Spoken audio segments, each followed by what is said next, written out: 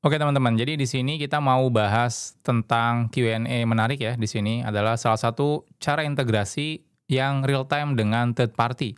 Nah, di mana di sini kasusnya itu penanya ada problem tentang maintain data harga ya. Di mana mungkin data produknya di manage sama third party, sedangkan untuk pembeliannya di tempat penanya ini. Jadi kadang-kadang kan kalau misalnya harganya nggak sinkron ya antara pemilik produknya sama yang penerima pembayarannya itu kan agak bahaya ya.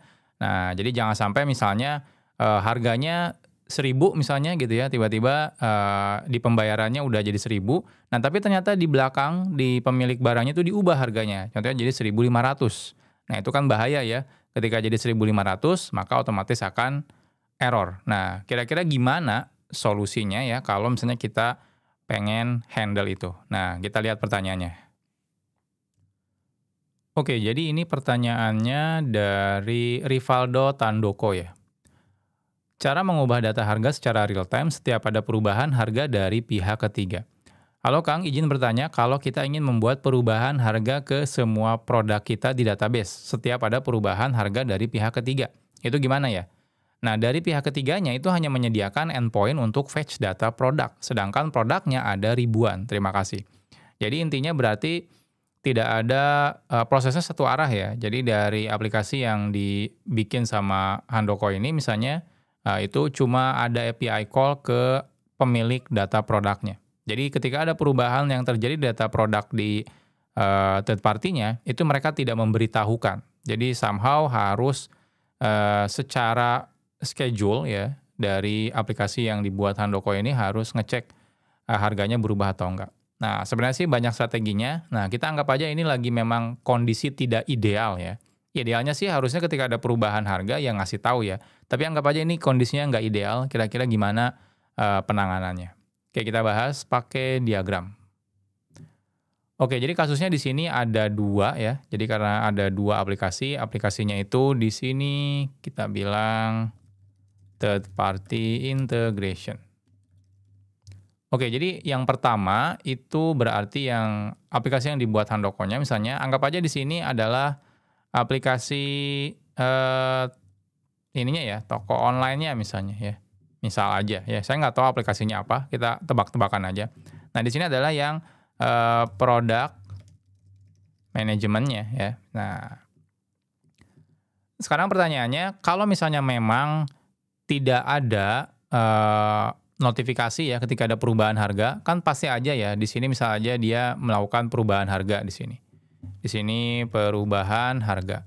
Nah, cuma kan pertanyaannya, ada nggak sih notifikasi ya ketika terjadi perubahan harga? Jadi kan harapannya ketika ada perubahan harga, ngirimlah notifikasi gitu ya ke sini. Biasanya kan banyak ya via webhook misalnya dan lain-lain ya. Ya sesimpel kayak gitulah. Nah, cuma kita anggap aja ini tidak ada. Jadi ini nggak ada, jadi anggap aja ini hal yang tidak ideal sebenarnya ya. Nah, sekarang pertanyaannya gimana? Nah, ada beberapa cara sebenarnya. Nah, mungkin dari teman-teman juga mikir, ya kenapa nggak langsung aja gitu ya. Ketika kita mau nampilin halaman di toko online-nya gitu ya, itu langsung aja manggil API call ke product manajemennya ini ya, untuk ditampilkan ke user gitu ya. Jadi langsung nanti ditampilkan ke user, jadi dikembalikan ke usernya. Nah, kadang-kadang ada beberapa pertimbangan ya, contohnya misalnya ini fiturnya misal aja contohnya product manajemennya itu, ini ya, fiturnya, terbatas contohnya. Cuma ada get list product misalnya, sama get product by ID, misalnya seperti itu. Jadi API-nya mungkin terbatas di sini ya. Jadi API yang tersedia misalnya cuma /API/products gitu ya, sama /API/products, /ID-nya. Nah, kalau kita mau fitur misalnya kayak, pencarian yang advance gitu ya, filtering by harga, nama, kategori, dan lain-lain itu nggak ada. Nah, sedangkan kalau kita bikin toko online itu kan hal-hal seperti itu udah jadi hal yang lumrah ya. Jadi contohnya kita kan pengen, features-nya itu kayak ada, search by name misalnya ya, search by kategori gitu ya, filter by price range gitu ya, sorting gitu ya, dan lain-lain. Itu udah jadi hal yang lumrah gitu ya. Nah, ya atau misalnya bahkan kalau di sini ada informasi, posisi ininya misalnya ya, barangnya ada di kota mana gitu ya, kita bisa, sort by, ini ya, geolocation misalnya ya, yang paling dekat yang mana gitu ya. Kan kita kadang-kadang kalau di e-commerce ada ya fitur kayak gitu ya. Nah, fitur-fitur kayak gini itu kan kalau kita minta si pemilik produk manajemennya ini untuk, bikin, itu kan nggak mungkin ya. Kita, kalau ini masukin ke sini ya mungkin kata si pemilik produk manajemennya, "Kalau gitu mah ngapain gua nyuruh lu yang jualan online-nya," gitu ya. "Gua aja langsung yang jualan online-nya," gitu. Nah, jadi biasanya kan ini yang dilakukan adalah, oleh kita sendiri nih, nah yang pemilik toko online-nya. Nah, cuma pertanyaannya gimana nih? Kan nggak lucu ya kalau saya contohnya di sini ngelihat, harganya misalnya tadinya 1.000. Nah, ternyata ya di sini harganya udah berubah, contohnya misalnya jadi 2.000. Lalu saya bayar 1.000, tiba-tiba pas dicek produknya jadi 2.000 gitu ya. Masa mau kita batalin? Secara user experience tuh jelek ya. Di awal kita udah sukses belanja 1.000, ternyata setelah dibayar, ternyata dibatalin karena harganya berubah. Nah, terus gimana caranya? Oke, caranya jadi, persepsi saya adalah data yang produk tadi secara scheduler itu pasti akan di-crawling ya di sini. Jadi di schedule, akan di-get datanya, itu anggap aja, sehari sekali atau sejam sekali. Nah, misalnya seperti itu. Jadi setiap sejam sekali mereka akan simpan di lokal database mereka. Jadi di sini contohnya pakai database, MySQL misalnya ya, seperti itu. Nah, ini kita bisa lakukan seperti ini. Nah, jadi nanti schedule ini itu akan nge-save ke sini misal aja tiap 1 jam sekali. Nah, artinya apa? Artinya datanya mungkin akan berubah ya, yang tadinya 1.000 jadi 2.000, tapi harus nunggu 1 jam baru datanya itu berubah. Nah, tapi pertanyaannya gimana kalau di jangka waktu yang tadi terjadi perubahan data misalnya ya. Kita udah save di database-nya datanya 1.000, tapi ternyata di aplikasi produk manajemennya ada yang update datanya. Misalnya jadi 2.000 atau bahkan lebih murah gitu ya, jadi 500 gitu ya. Nah, seperti apa nih solusinya? Nah, solusinya adalah kita sebenarnya ketika melakukan pembayaran, kita bisa implementasi yang namanya double checking, ya. Ini sering banget terjadi, bukan terjadi ya, dilakukan di payment gateway misalnya. Nanti saya akan jelaskan kalau skenario payment gateway seperti apa. Jadi simpelnya adalah kalau misalnya ada orang yang belanja ke sini ya, jadi misalnya saya belanja gitu ya, lalu saya check out, oke saya bikin di sini aja, lalu saya check out misalnya produk 1 gitu ya, harganya itu misalnya 1.000. Nah, seperti ini. Nah, itu saya udah add to cart, di add to cart-nya itu harganya tetap 1.000, seperti itu. Nah, setelah misalnya saya masuk ke halaman keranjang, lalu saya masuk ke halaman punch out untuk check out-nya, ya, milih metode pembayaran misalnya contohnya virtual account, transfer bank, dan lain-lain. Nah, setelah itu kan saya akan klik tombol confirm ya, untuk mengkonfirmasi saya mau bayar. Nah, ketika kita melakukan konfirmasi, itu kita nggak langsung buatkan ordernya dulu. Melainkan, kita akan manggil API untuk nge-get data product by ID-nya. Nah, di sini. Untuk apa? Untuk melakukan double checking. Apakah harganya tetap sama atau berubah? Kalau harganya sama, simpelnya ya udah, berarti oke, gitu ya. Nah, kalau harganya berubah, nah kita harus batalin si proses checkout-nya. Nah, ketika di sini misalnya jadi logiknya ya, kalau misalnya data sama, ya kita akan next ya, istilahnya proses. Tapi kalau datanya beda, maka kita akan batalkan checkout ya, lalu kita akan update data terbaru ke database ya, lokal. Jadi simpelnya contohnya, ketika kita melakukan checkout, itu kan contohnya saya masukin 10 barang. Ketika checkout saya akan cek 10 barangnya. Ketika 10 barang tersebut ada 1 atau 2 barang yang berubah harganya, kita akan konfirmasi ke user kalau harganya berubah.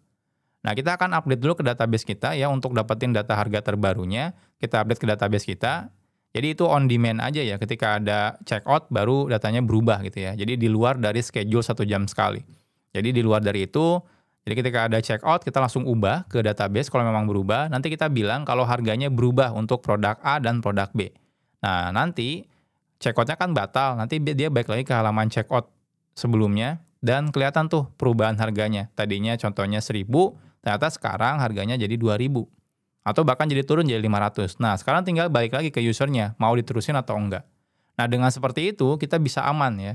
Jadi jangan sampai Ya kalau misalnya harganya turun jadi lebih murah mungkin kita malah untung ya, tapi kan kalau harganya naik, kita yang boncos ya, dari toko online-nya harus nanggung ke produk manajemennya, karena data dia dinaikkan jadi 2.000.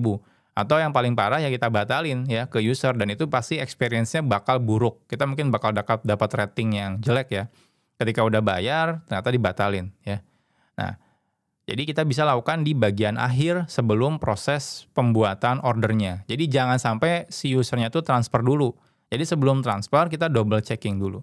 Nah hal ini juga itu sering banget dilakukan sama payment gateway. Jadi anggap aja ya, ini saya cerita di luar topik ini. Jadi biar teman-teman kebayang ya proses double checking itu seperti apa. Jadi di sini kan kita punya payment gateway. Jadi kalau teman-teman kerja di beberapa payment gateway mungkin sudah tahu ya.